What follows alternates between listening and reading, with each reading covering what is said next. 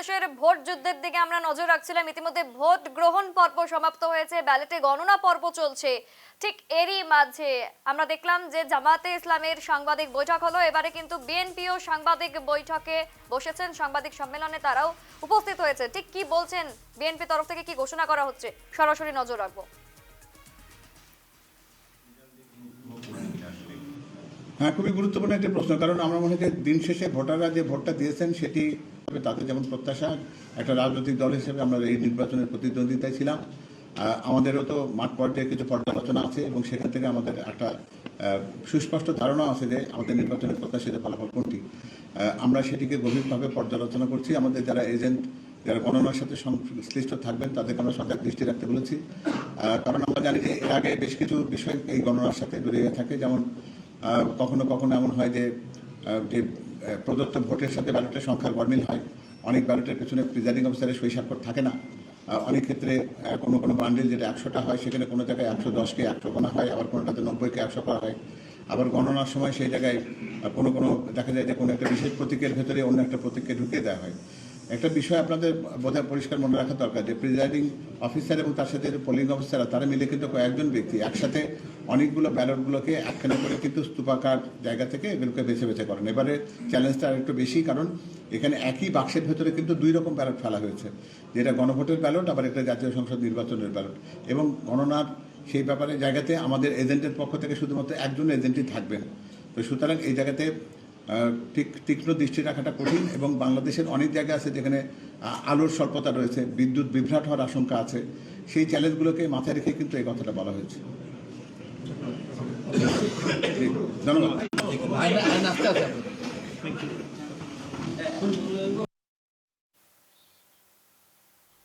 ঠিক এই বক্তব্য উঠে এলো বিএনপির তরফ থেকে।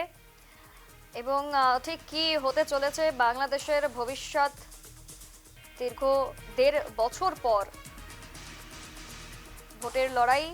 বিভিন্ন জনতাকে দেখা যায় যে পালকি করেও তারা কিন্তু ভোট গণনা তারা সেখানে ভোট দিতে কিন্তু উপস্থিত হয়েছিলেন।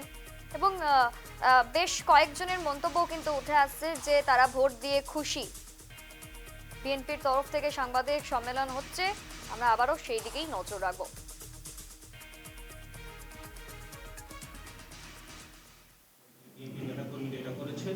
পরবর্তীতে ভোট বন্ধ ছিল, সেনাবাহিনীর হস্তক্ষেপে আবার চালু হয়েছে।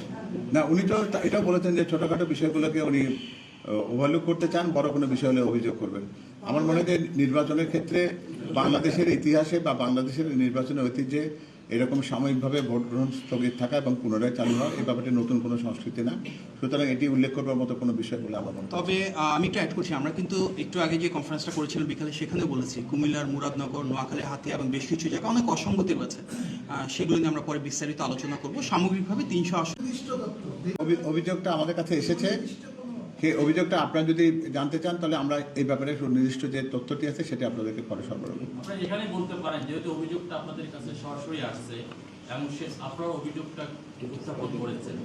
না, আমরা এই অভিযোগের ব্যাপারটি যেটি আছে, অভিযোগ তো অভিযোগই, কোনো অভিযোগের সত্যতাকে প্রমাণ করার আগে তো একেবারে জোর দেওয়া করা সেটা বলা যায় না। আমরা একটা দায়িত্ববান রাজনৈতিক দল হিসেবে আমরা মনে করি যে আমরা যে কোনো কথাই বলবো সেই কথার ভেতরে যেন দিন আমরা এই ব্যাপারে আপনাদেরকে পূর্ণাঙ্গ তথ্য দেবো। জামাত বলেছে তারাও আইন শৃঙ্খলা রক্ষাকারী বাহিনীকে ধন্যবাদ জানিয়েছে, ভোট সুষ্ঠু হয়েছে এটা বলেছে। আপনারা বলছেন ভোট সুষ্ঠু হয়েছে, তো ওনারাও কাউন্টিং এর বিষয়ে আশঙ্কা প্রকাশ করেছে, আপনারাও কাউন্টিং এর বিষয়ে আশঙ্কা প্রকাশ করছেন। সেক্ষেত্রে এটি কোনো শেষ পর্যন্ত রেজাল্টে কোনো প্রভাব পড়বে কিনা আসলে? হ্যাঁ, খুবই গুরুত্বপূর্ণ একটি প্রশ্ন, কারণ আমরা মনে করি দিন শেষে ভোটাররা যে ভোটটা দিয়েছেন সেটি তাদের যেমন প্রত্যাশা, একটা রাজনৈতিক দল হিসেবে আমরা এই নির্বাচনের প্রতিদ্বন্দ্বিতায় ছিলাম।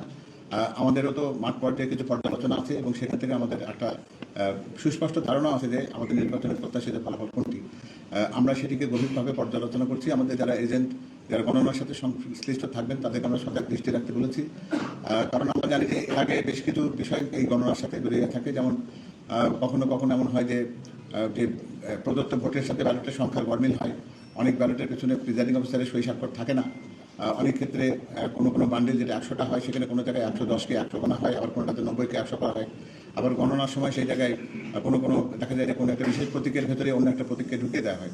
একটা বিষয় আপনাদের বোধহয় পরিষ্কার মনে রাখা দরকার যে প্রিজাইডিং অফিসার এবং তার সাথে যে পোলিং অফিসাররা তারা মিলে কিন্তু কয়েকজন ব্যক্তি একসাথে অনেকগুলো ব্যালটগুলোকে একখানে করে কিন্তু স্তূপাকার জায়গা থেকে এগুলোকে বেছে বেছে করেন। এবারে চ্যালেঞ্জটা আরেকটু বেশি, কারণ এখানে একই বাক্সের ভেতরে কিন্তু 2 রকম ব্যালট ফেলা হয়েছে, যেটা গণভোটের ব্যালট আবার একটা জাতীয় সংসদ নির্বাচনের ব্যালট। এবং গণনার সেই ব্যাপারে জায়গাতে আমাদের এজেন্টের পক্ষ থেকে শুধুমাত্র একজন এজেন্টই থাকবেন।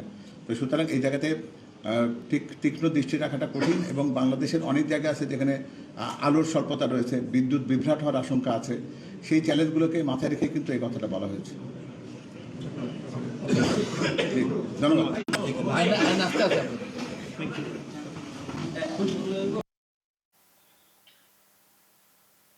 ভোট প্রদানের বিষয়ে এক ধরনের ভীতি তৈরি হয়। বাস্তবতা হচ্ছে বিএনপির বিজয় অনিবার্য ও নিরঙ্কুশ, সেটিকেই স্তিমিত করার কোনো অপপ্রয়াসই সফল হবে না বলেই আমরা দৃঢ়ভাবে বিশ্বাস করি। দেশের জনগণ বিশ্বাস করে একটি অবাধ, সুষ্ঠু এবং গ্রহণযোগ্য নির্বাচন নিশ্চিত করা গেলে এবং ভোট গণনা সঠিকভাবে পরিপালন করা গেলে ইনশাল্লাহ ধানের শীষের বিজয় অবশ্যম্ভাবী। আমলের মতোই একজনের ভোট অন্যজন দেওয়ার অপসংস্কৃতি এখনো পুনঃপ্রতিষ্ঠিত করা হলো। স্থানীয় ভুয়া পর্যবেক্ষক তৈরির মাধ্যমে সেই বিশেষ দল এক ধরনের মব তৈরির চেষ্টা করেছে, যার মাধ্যমে ভোটার উপস্থিতিতে এক ধরনের বাধার সৃষ্টি হয়েছে। সেটা অনেক আগে থেকেই আমরা নির্বাচন কমিশনকে অবহিত করেছিলাম। নির্বাচন কমিশন ক্ষেত্র বিশেষে বেশ কিছু পদক্ষেপ নিয়েছে, তবে সেটি আরও আন্তরিক ও সামগ্রিক হলে আরও যথাযথভাবে এ ধরনের উপস্থিতি রোধ করা যেত।